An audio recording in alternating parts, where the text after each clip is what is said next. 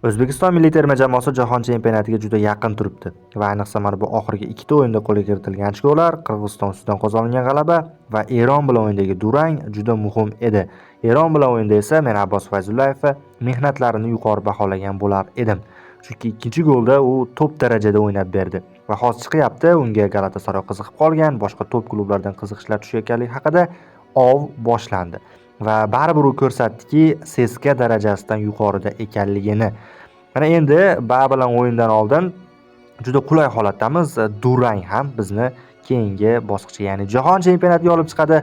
Uzoq yildan beriga biz shu kunlarni kutib yashadik. Mana endi biz ham jahon chempionatiga chiqamiz. Omad tilaymiz yigitlarga.